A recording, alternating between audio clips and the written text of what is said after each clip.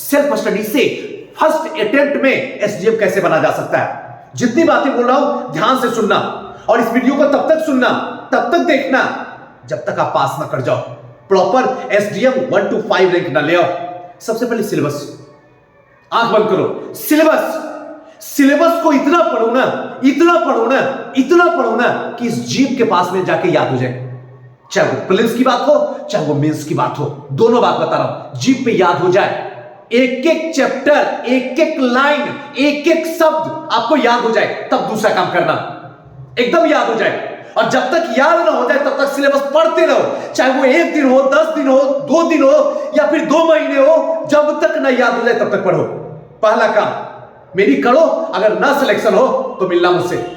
दूसरा, question bank अब market से उठाओ, क्वेश्चन बैंक ध्यान रखना।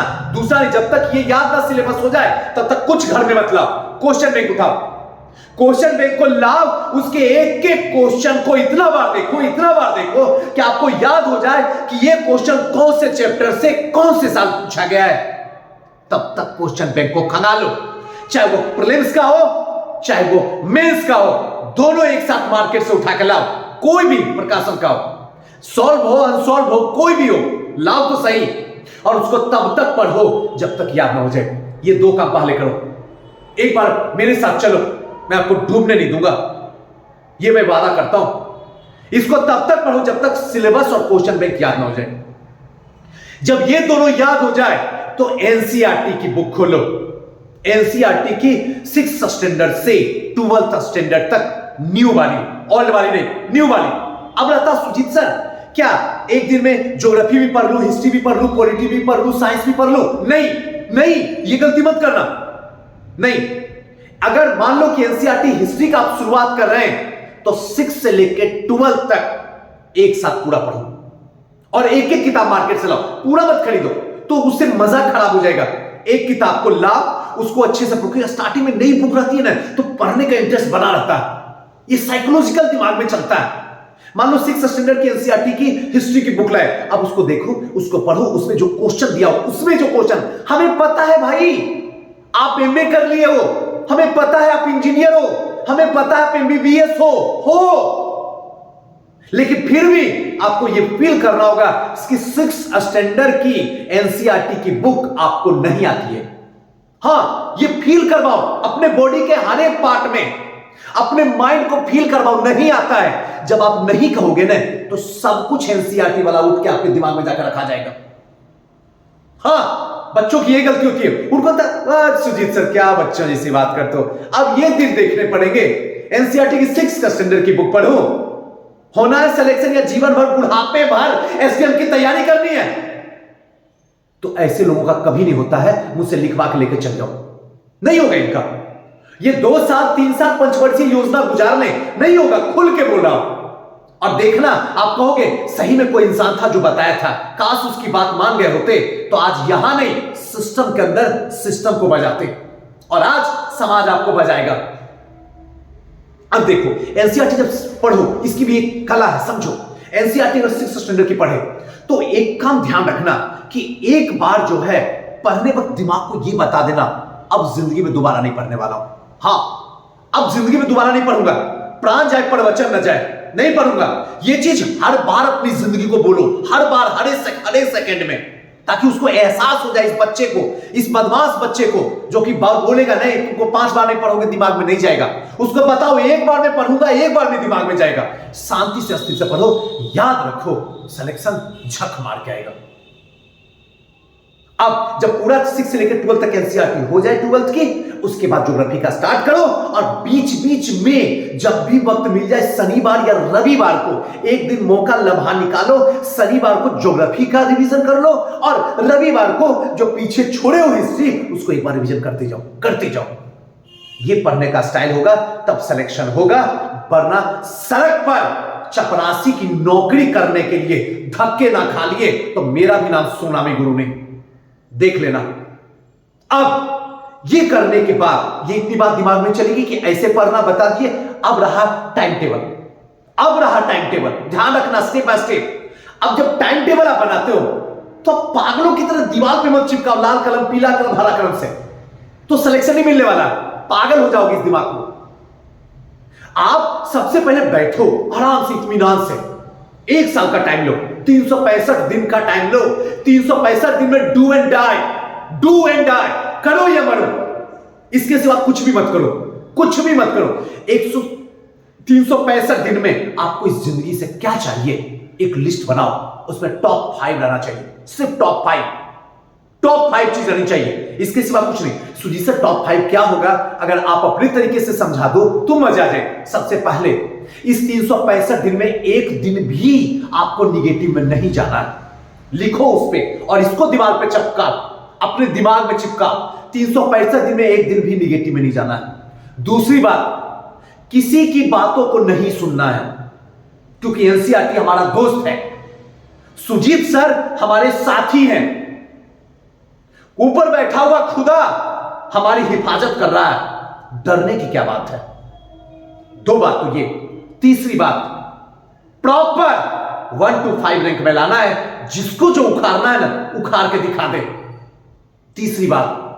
चौथी बात, हमारे पास टाइम लिमिटेड है, टाइम का एक कतरा भी कहीं भी ना बह जाए, कहीं भी ना बह जाए।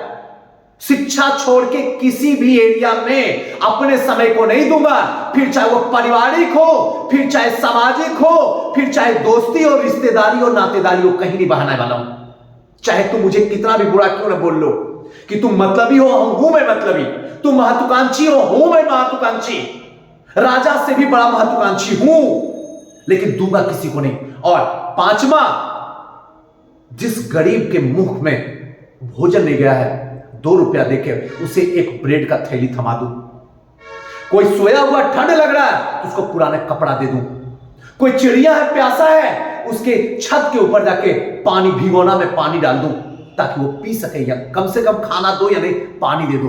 बस ये 5 चीज अपने दीवार पे चिपका दो, इस साल भर में तुम्हें ये चाहिए, बस इसके सिवा कुछ है। उसके बाद जीवन को जैसे चलना चलने दे लो, 65 साल तक कमाल की जिंदगी मिलेगी। बस अब रहा टाइम टेबल बनाना है, 1 दिन का टारगेट, 365 दिन का टारगेट नहीं, 365 दिन का टारगेट आपने फिक्स कर लिया।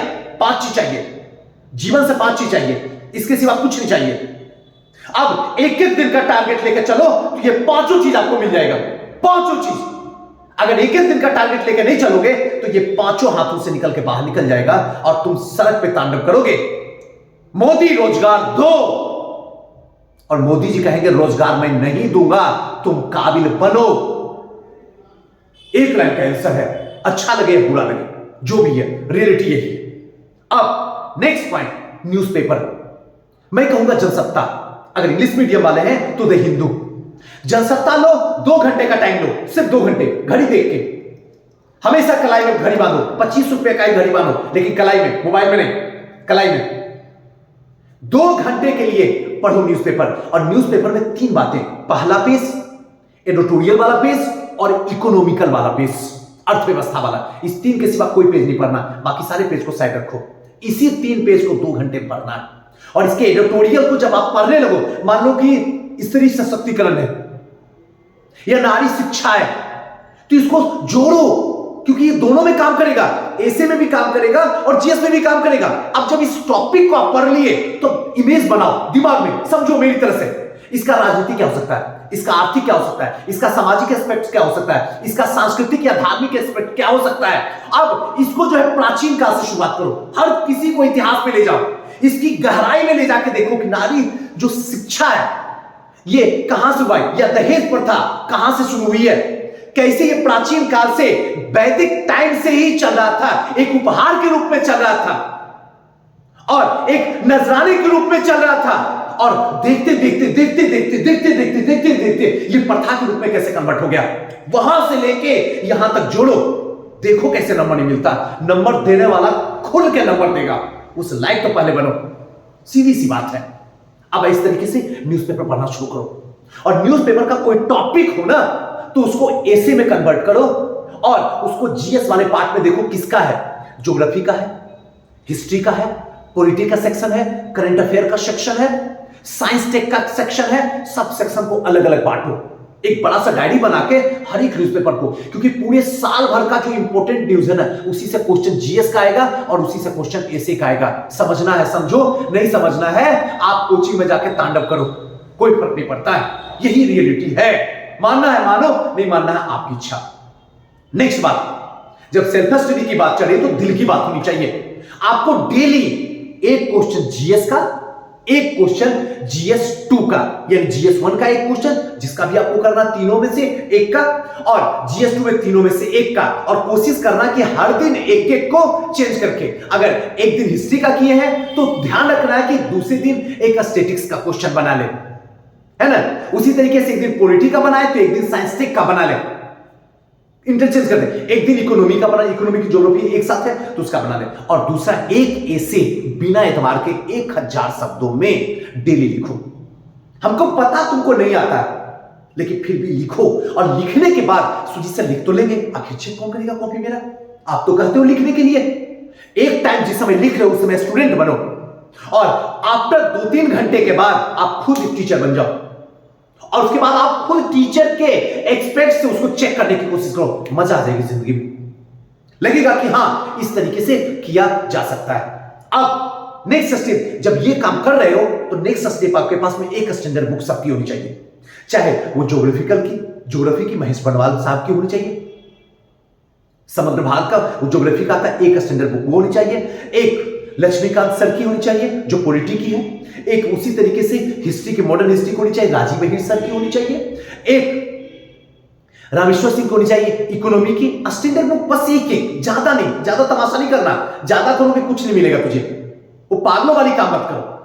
और लास्ट, जब ये सारी चीजें आप कर लिए, सारी स्टैंडर्ड बुक पढ़ लिए, एनसीईआरटी अच्छे से खंगाल लिए, उसके बाद टेस्ट सीरीज में जाकर ज्वाइन करो, वैसी संस्था में जहां पे टेस्ट लेने के बाद उसका डिस्कशन करता हो। हां, वहां संस्था में बैठो और तब टेस्ट दो। अगर प्रथम प्रयास में रिजल्ट नहीं आया तो सुनामी गुरु से मिलो, मैं जिंदा खड़ा हूं धरती पे। अगर ये करोगे तो सेल्फ स्टडी करने का सबसे बेस्ट स्टेप बाय स्टेप तरीका है। ऐसे करोगे तभी रिजल्ट होगा, अदरवाइज संभव नहीं है। सोचना आपको है, जिंदगी आपकी है। मेरा तो वक्त जा चुका है, मुझे जो हासिल करना था हमने कर लिया। कैसा लगा ये वीडियो हमें जरूर बताइएगा। इसमें कौन सी ऐसी बातें थी जो आपको लगा सुजीत सर ये बड़ी अच्छी बातें थी जो आज तक हमने नहीं समझ पाया, और कौन सी ऐसी बातें थी जिसको सुनने के बाद आपको लगा कि ये बातें सबसे कमाल की बातें आप बताया। आप जरूर कमेंट कीजिएगा, हो सके तो वीडियो शेयर कीजिएगा। फिर मिलते हैं नेक्स्ट वीडियो में। हंसते रहिए, मुस्कुराते रहिए। जय हिंद।